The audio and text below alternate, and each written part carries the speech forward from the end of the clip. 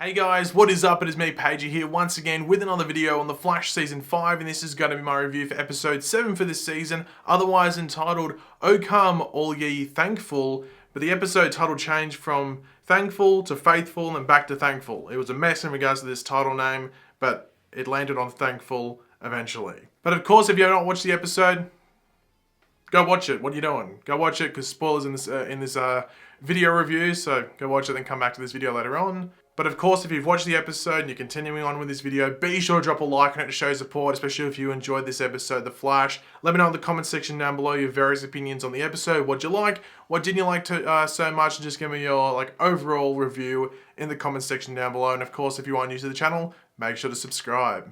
So just to start off quickly with this episode, we had a time jump leading into this episode. So it's now Thanksgiving. Now, I think we left probably last episode in maybe late July, early August. So we jumped 3 months roughly into the future. They don't really explain that too much. If they did, let me know in the comment section down below. But it seems they just skimmed over that and they just went, okay, we're just going to time jump. But yeah, so there's the time jump, and it now lines us up with specifically Arrow. Now we're lined up with Arrow for the most part. So the crossover is a bit more, in sync. But we start off this episode by seeing Central City Hospital again. We see Orlin Dwyer, aka Cicada, in there with Grace, and we'll jump into their relationship later on in the video. But we see Barry coming to investigate because of the revelations from last episode, where essentially they found out about certain children that were affected by the satellite incident. There was a set of twins whose father had died, and then there was a girl called Grace Gibbons, who we of course knew was the girl that Cicada or Orlin Dwyer was seeing in hospital. So Barry goes to investigate, but the doctor sort of just breaks it all up, and we already knew that the doctor was working with Cicada, so there's no surprise there. Or some suspicion as to what's going on there. She's able to shoo Barry away, but also in the mix of that, she basically tells Orlin yo, it's pretty unsafe for you to be here. There's going to be cops everywhere. There's just going to be lots of people, keeping their eye out. So it's best if you just stay away. But of course, it's he cares about this girl, Grace. So that doesn't really keep Orlin away. But we'll talk more about that towards the end of the video. But speaking of Cicada specifically, his flashbacks, we'll talk about all of them in detail later on in the video. We'll do all in one big bunch. So I'm not going to break up going from flashbacks to present day. We'll just talk about the flashbacks all at once. But we find out in a conversation between Nora and her mother that essentially the Flash Museum is lying, with some of the information. The Singularity incident says that Barry saves the day, and we've already gone over this fact that Barry knows that he did nothing really in that situation. It was all Ronnie Raymond who sacrificed himself in order to close that Singularity, and that's one of the big sort of things at the beginning of season 2, but that's something that the Flash Museum never covers. So there's no mention of Ronnie sacrifice, or at least Firestorm, or one half of Firestorm sacrificing themselves to close that Singularity. There's no mention of Barry sacrificing himself to the Speed Force. So the Flash Museum really highlights the Flash, or Barry, but specifically the Flash, as this person that never really failed for the most part, or never really risked themselves too much, or put themselves in a higher range of danger where they did possibly die or could have died, or someone else died. So the Flash Museum is really not 100% factual with certain things,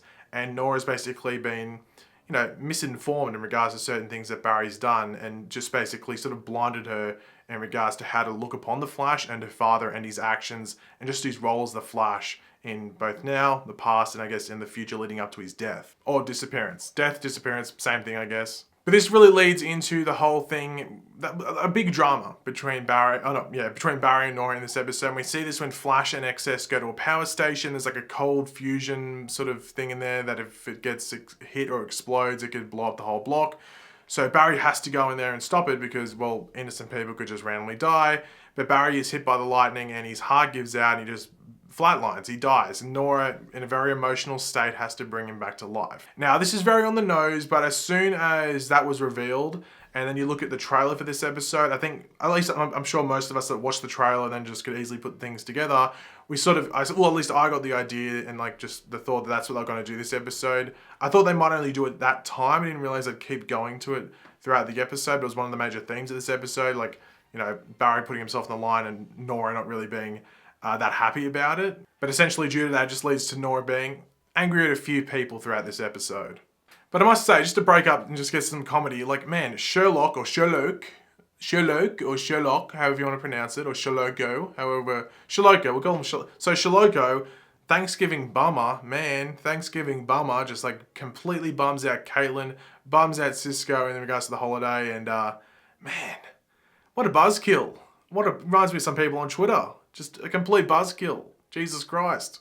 But we do meet Weather Witch in this episode, otherwise known as Jocelyn. I can't remember. I think it was Jocelyn. I think her last name was Jacques or Jacques or Jacques. It was Jacques. I think her initials were JJ, almost like Weather Wizard and Weather Witch WW. So, and I guess Mark Martin MM. So we've got some alliteration. Is that the best word to use? We'll go with that. So we meet her. She is the daughter of Weather Wizard, and we found out that Weather Wizard had her when he was still in high school, but then he went to focus on his career of being a criminal, so left her with her mother and all of that. So she's come to kill her father. That was the story. But we do find out that Weather Witch actually isn't a meta, she's just got meta tech. So this is another, I guess, similar to Cicada, as well as Spin from episode 4. So that's 3 meta items we now have on the show. In the description for this episode, they said that they insinuated at least that she was a meta, like a meta human. But I was thinking, like, as soon as I saw that weather vane in the promo images, like, that's for sure the meta item, because it just didn't look natural in regards to something you would make. It was just something that'd be on, like, a top of a building, or in the case of this episode, the top of a weather van, because she was like a storm chaser, or like a tornado chaser, or like a twister chaser, and she called herself Weather Witch. Like, that was like on the side of a van, and Weather Witch is, Cisco's like, I'll go with it. I'll go with it for now. And I think it's a decent name for her. Weather Wizard, Weather Witch, works. But essentially in the fight between Nora, Barry, and Weather Witch, and then Weather Wizard comes along, he's like, why is he still, like, I guess, he'd stay in his Iron Heights thing, but they did the whole hologram thing, which I thought was a great idea. I was like, it'd be risky to let him out there with no, because I noticed he didn't have meta cuffs on. I was like, that's risky, because he doesn't have meta cuffs on. He could just, he's got metahuman powers. He could just go, lightning, and stuff like that. So I was like, that's a bit risky, but he's a hologram with Iris wearing like the virtual reality, the VR stuff. Now, cool idea. The issue is that, will that not happen ever again on the show? Because that's actually a really, really useful thing, just in case you're going to a risky area. So I don't know if did the car like crush some of the tech there, because the hologram's sort of like freaking out. I'm not too sure.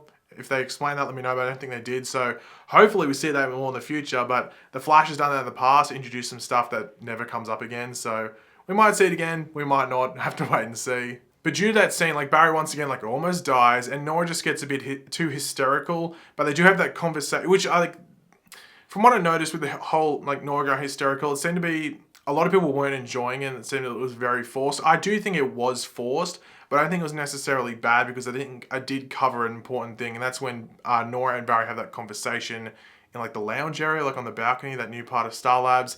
And Nora isn't like angry at herself, angry at her mother, angry at anyone else for Barry's death. She's really not like extremely angry, but just angry at Barry for him remaining the Flash. And like, the one solution for all of this, for Barry to avoid disappearing in the future, and for Barry to not really get in dangerous situations leading up to 2024 where he could potentially die, is just stop being the Flash. Just go be Barry Allen, be a CSI. That's an awesome life, awesome job. You've basically got your life set up right now. Do you have to continue being the Flash? Like, it's not a necessity. Which leads into a conversation right at the end of the episode where Barry isn't doing it for himself or to, like, even for the wider Central City. It's for the people he loves. So everyone on Team Flash, and then obviously Nora and her mother. It's all about that. So I think it was good to have that scene. Maybe they went a bit over the top with it. Maybe there should have just been, like, because they had that end fight with Weather Witch as well, and maybe they just went a bit over the top with it. But for me, it wasn't too much of an issue. Like, some people were really blowing up about it, just like, oh, blah blah blah. For me, it was like lower to middle range. I didn't really care too much about it in regards to it annoying me. I thought it was necessary in regards to just moving. Nora dealing with some of the issues she's having with Barry being here, but then in the future him not being there. So I thought it worked. I guess you could make the argument that maybe they went over the top with it, but for me, it didn't bother me too much. But speaking of that Weather Witch fight, we had like the electric or lightning tornado, which I thought was pretty cool. My only thing with this is like Barry went in there, like, it was a whole thing about like, oh, Barry potentially sacrificing himself to stop this.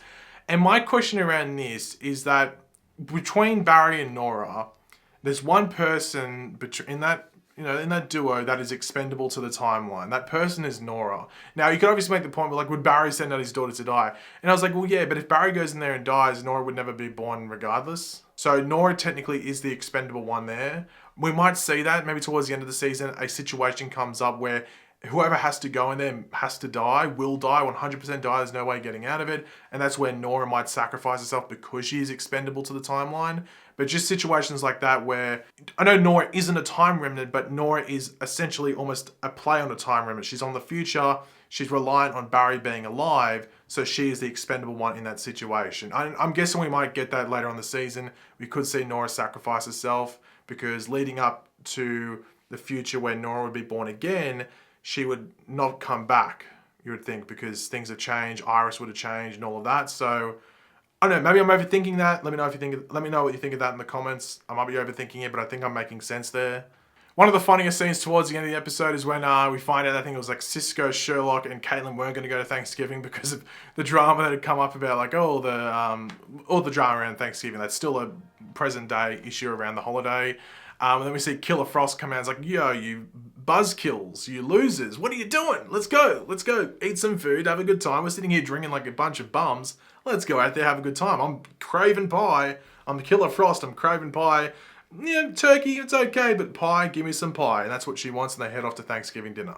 But right at the end of the episode, to finish it all off, and this is going to lead into next week's episode, which is the 100th episode, we see that Team Flush find out who Cicada is, and that's Orlin Dwyer, and that just sets up next week's episode. But speaking of Orlin Dwyer, we get Cicada flashbacks in this episode, which sort of just show his relationship with Grace and everything like that. So let's jump into all of that. So we do find out that Orlin Dwyer is actually the uncle of Grace Gibbons, which was one of the things. It was either like he adopted her or he was the uncle. That was like the two options that I think we all came up with and that was solidified with, unless like she just took his ex-wife's name and didn't adopt his last name or something like that. But I think the two options were either uncle or adoptive parent. But she's died in actually another metahuman incident, so they really are connecting the whole metahuman incident at that time. And Orlin at the start isn't like, oh, anti-metahuman, gotta kill them all. That's really something that develops towards the end. So Orlin takes in his niece, and he is, like, let's be honest, he's like the worst guardian of all time. Can't even remember breakfast, cold Chinese food for breakfast.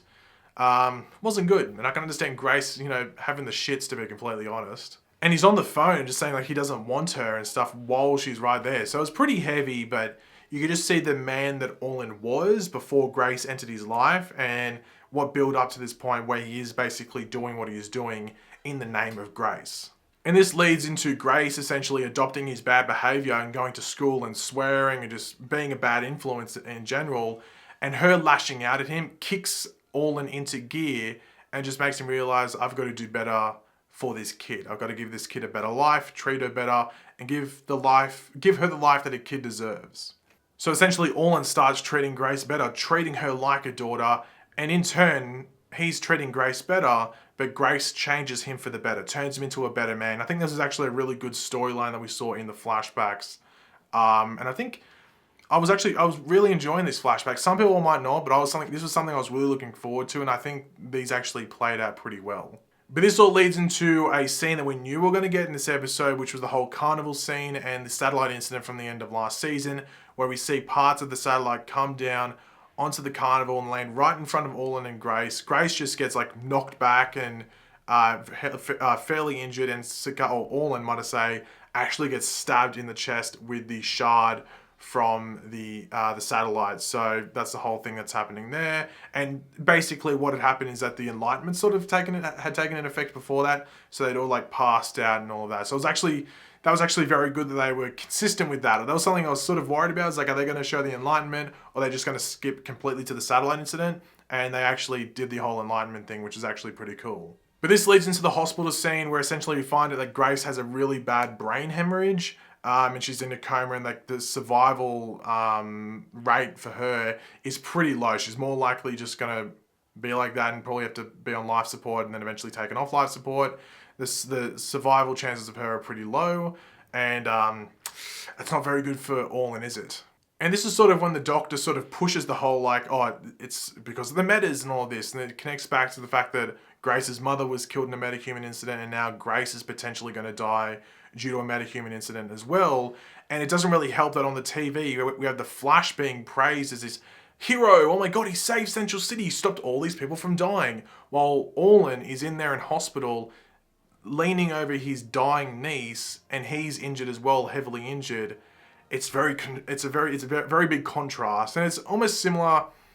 It's almost similar to that situation with Ronnie, almost back at the beginning of season 2, where the Flash was praised as a hero, where he really hadn't done anything. It was all Ronnie. Ronnie was the one that sacrificed his life to save Central City, but the Flash was getting all the praise. So I really, really hope they dig deeper into this in the back half with Cicada, and the Flash and Nora realize the error of their ways, that they're not always a hero, that there is collateral damage that is never really focused on in these shows. And I really hope they dive into that, because that could be actually a really, really, really good storyline.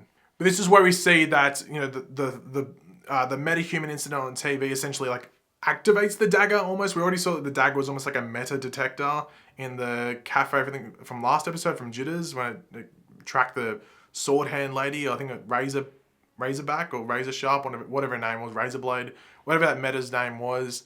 So we see that, and it basically just flies through almost like Thor's hammer, and Cicada is able to grab it, which is a cool scene. And I'm excited to see what they do next week with Cicada and moving on to the back half, because we know he will be there as well. But I'm interested to see if next episode, the 100th episode, maybe has some effects on Cicada in the present day, and maybe it changes him a bit for maybe the worse and makes him a bit more powerful. That'd be a bit of a worry. But overall, I thought this was a pretty solid episode. I obviously did some stuff with Barry and Nora, which I thought was, I don't think it was necessary, but I think it was still worth watching. I think it was still, you know, it's still relevant. I don't think it was 100% necessary, but it's still relevant to watch and still develop some stuff there. Obviously, the Cicada flashbacks I actually really enjoyed.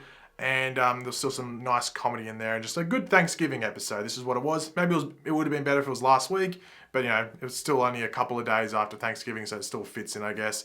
But overall, it was a pretty solid episode, and I have no real massive complaints. Some of you guys might, but if you do, let me know in the comment section down below what those complaints are. But thanks for watching, guys. If you did enjoy the video, it would be awesome if you could drop a like on it to show your support. Let me know in the comment section, as I said before, your general thoughts on the episode. What didn't you like? What did you like? All of that, let me know down there. And of course, if you are new to the channel, make sure to subscribe. I'll catch you later, guys. Goodbye.